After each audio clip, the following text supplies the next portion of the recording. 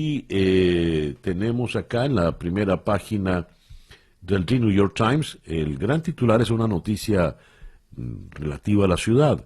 Con los cambios en la cultura laboral, Manhattan está yendo a un precipicio. Y comentan acá, la oficina central de Spotify en Estados Unidos tiene 16 pisos del World Trade Center en el sur de Manhattan.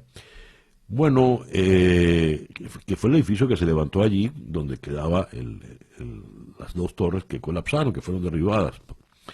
Pues bien, llegan a la conclusión de que no llenarán estos 16 pisos, porque Spotify le ha dicho a sus trabajadores que pueden trabajar donde quieran, incluso en cualquier otro estado. Y así, pues, con muchas grandes empresas, lo que hace que la gente no vaya a las oficinas. Eso pone en crisis a la ciudad de Nueva York, en muchos aspectos. Pero no solo el caso de Nueva York, muchas otras ciudades en Estados Unidos van a vivir evidentemente el mismo fenómeno. Hay acá una información importante sobre el tema del control de armas. En menos de una semana, 2 hombres de 21 años utilizaron un arma comprada legalmente para matar personas a tiros. Las masacres de Colorado y Georgia están dando una nueva urgencia a los esfuerzos estatales para promulgar leyes de restricción de armas. Nos dicen acá, el presidente Biden pidió acciones en materia de armas después de los tiroteos en Boulder y en Atlanta. Pero la legislación en el Congreso es compleja y han pasado más de 2 décadas desde que se aprobaron las principales leyes federales de control de armas. Eso significa que la legislación sobre armas más importante se ha dejado en manos de los estados, incluido Colorado, donde los legisladores han aprobado leyes en esta materia en los últimos años. Pero el sospechoso del tiroteo en el supermercado Ahmad al-Aliwi Alisa todavía podía comprar legalmente un arma de fuego y conservarla a pesar de las preocupaciones sobre su estado mental. El tema está en que esto no concluyó allí. ¿Por qué?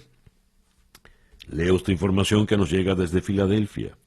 Un hombre disparó con su pistola contra una muchedumbre en las afueras de un bar en Filadelfia, hiriendo a 7 personas, 4 de ellas de gravedad. Eso ocurrió el pasado sábado. El hombre está en la fuga. El tiroteo siguió a una disputa dentro del bar Golf and Social. Reportaron estaciones de televisión. Video de seguridad mostró al pistolero disparando contra una multitud congregada junto al bar en la bulliciosa avenida Delaware, al norte del centro de Filadelfia y frente a un casino. La policía arribó al área y encontró a 2 víctimas en una tienda de abastecimientos y 2 más en el bar, dijeron las autoridades. Otros 3 fueron llevados al hospital en un vehículo privado. La policía encontró 21 casquillos de bala y varios proyectiles en la cuadra. Y tenemos, en fin, esto pareciera de nunca acabar. Virginia Beach, Virginia, 2 personas murieron y 8 resultaron heridas en tiroteos junto a la playa en Virginia Beach. Esto también ocurrió el pasado sábado. 8 personas fueron baleadas poco después de las 11 de la noche del viernes, dijo la policía. Las 8 fueron hospitalizadas, algunas en condiciones graves. Una mujer murió en la escena a causa de sus heridas. En una conferencia de prensa previa, el jefe de la policía, Paul Newdigate, dijo que esa muerte probablemente se produjo en otro tiroteo no relacionado. La policía dijo además que un agente sufrió heridas menores. El señor Newdigate indicó que el policía fue herido al ser atropellado por un auto durante la investigación. Otro policía mató a tiros a un hombre en la escena del tiroteo. Mientras los agentes investigaban el tiroteo inicial, se produjeron disparos en la vecindad, dijo el vocero. El policía confrontó al hombre, lo que llevó a los disparos fatales. Anoche se transmitió un programa especial en CNN sobre los médicos que acompañaron a que estuvieron trabajando y combatiendo el COVID durante la administración de Donald Trump. Y una de las declaraciones más fuertes allí lo dio la doctora Deborah Birx. La mayoría de muertes por COVID en Estados Unidos eran evitables. Esto es gravísimo. Una vez que Estados Unidos sobrepasó el umbral de las 100.000 muertes por COVID-19, todas las que vinieron después se podrían haber mitigado o rebajado considerablemente, según la ex coordinadora del Grupo de Trabajo de la Casa Blanca contra el Coronavirus, Deborah Birx. Dice, esto por supuesto va a traer cola y va a traer consecuencias importantes, sobre todo porque todo esto se le atribuye, en definitiva, al pésimo manejo de la pandemia directamente desde la Casa Blanca. La doctora Birx fue la vocera principal en este documental de CNN. La doctora Birx afirma, era muy difícil una llamada telefónica con el presidente Trump para cuando ella hizo todas las advertencias del caso. Esto traerá cola, como decíamos, también contra el presidente Donald Trump. Tenemos acá que China anuncia más sanciones contra Estados Unidos y Canadá. China anunció nuevas sanciones contra funcionarios de Estados Unidos y Canadá en una creciente disputa política y económica sobre sus políticas en la región mayoritariamente musulmana de Xinjiang. Una declaración del Ministerio de Relaciones Exteriores dijo que la jefa de la Comisión sobre Libertad Religiosa Internacional, Gail Manchin, tendrá prohibido visitar China continental, Hong Kong o Macao y tener tratos con entidades chinas. El vicepresidente de la Comisión, Tony Perkins, fue incluido también en la lista de los sancionados por China. Y no tardan en venir las reacciones. Estados Unidos y Canadá han respondido al anuncio del Ministerio de Asuntos Exteriores chino sobre la imposición de nuevas sanciones. El Departamento de Estado ha emitido un comunicado en el que condena las sanciones de China al presidente de la Comisión Internacional sobre Libertad Religiosa de Estados Unidos, Gail Manchin. Por otro lado, el ministro de Exteriores de Canadá, Marc Garneau, ha emitido una declaración en la que tilda de inaceptables y un ataque a la transparencia y a la libertad de expresión las sanciones chinas.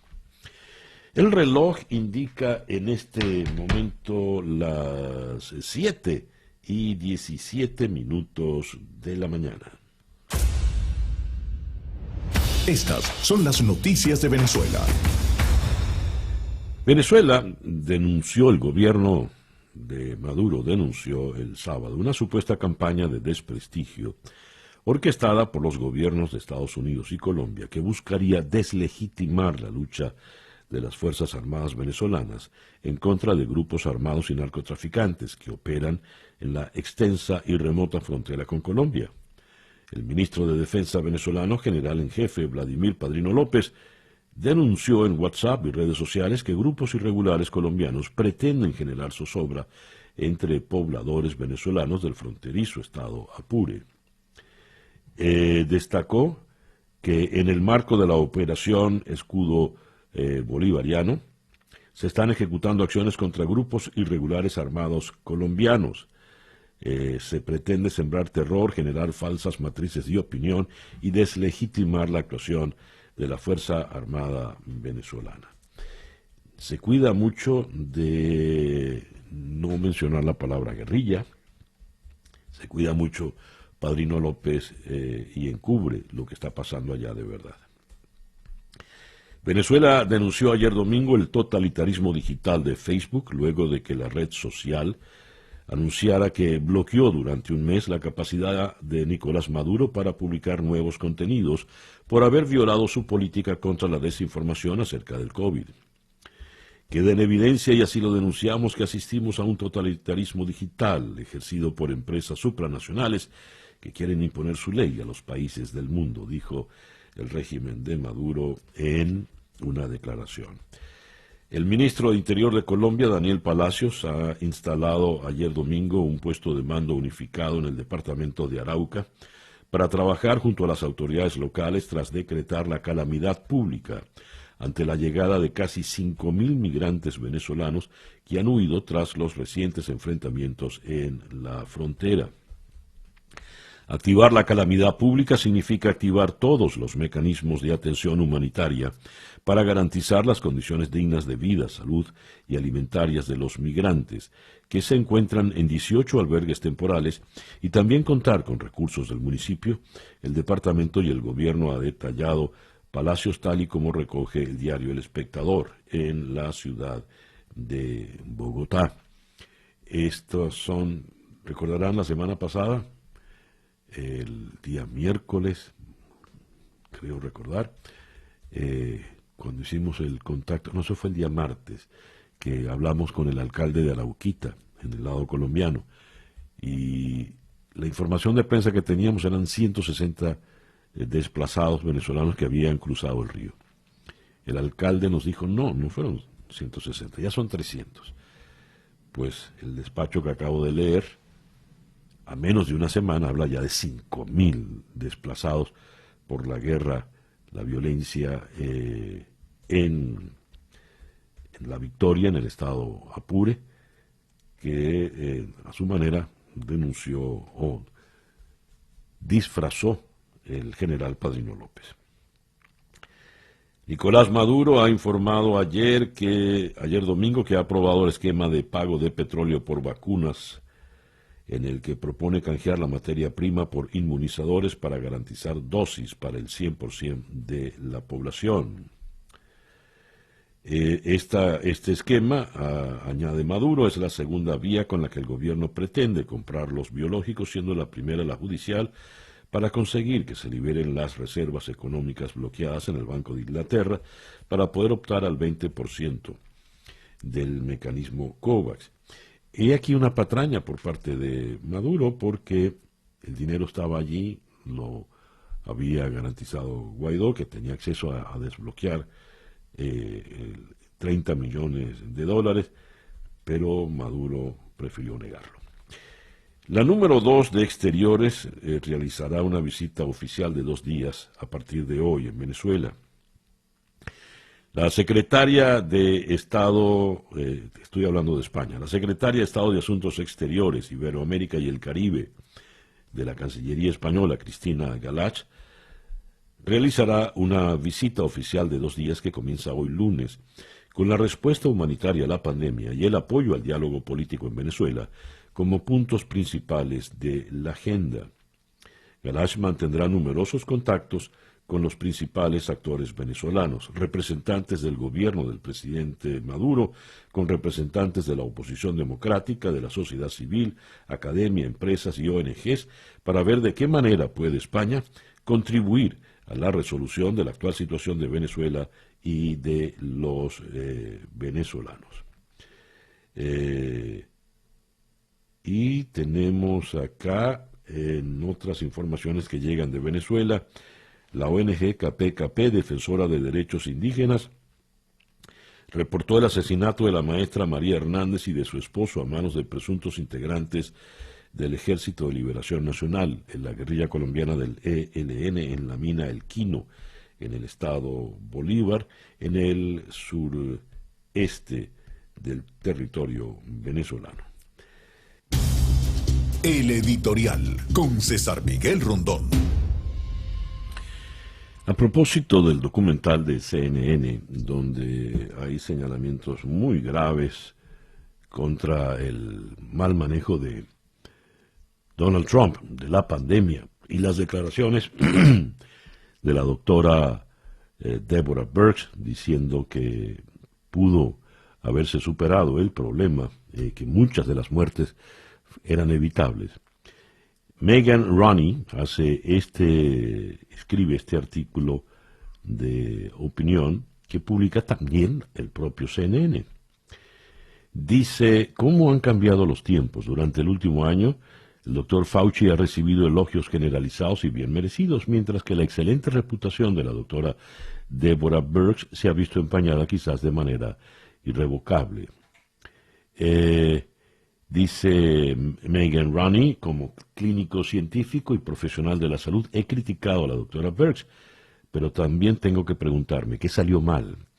Antes del COVID, la doctora Birx era conocida como una científica consumada y una profesional de la salud pública.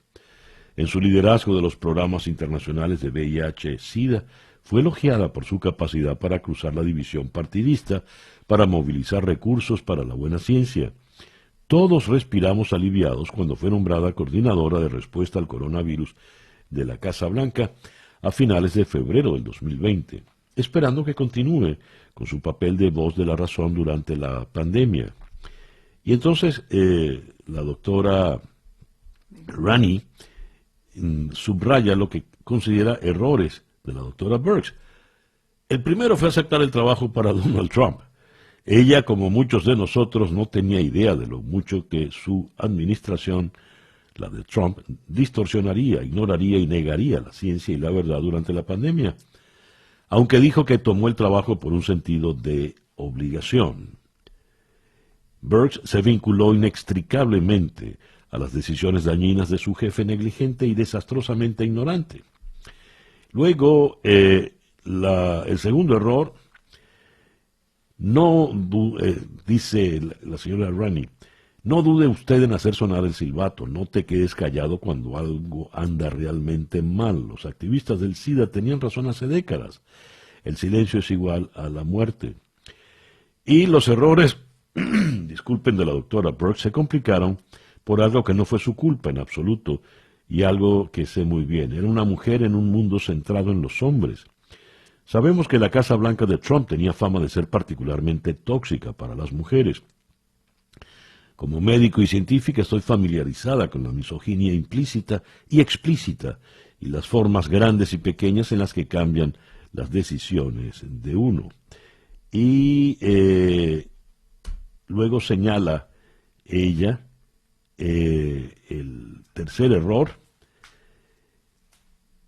Estoy triste por la doctora Birx. Fue una líder increíble durante la mayor parte de su carrera y parece haber hecho todo lo posible para compensar la mala conducta de la administración.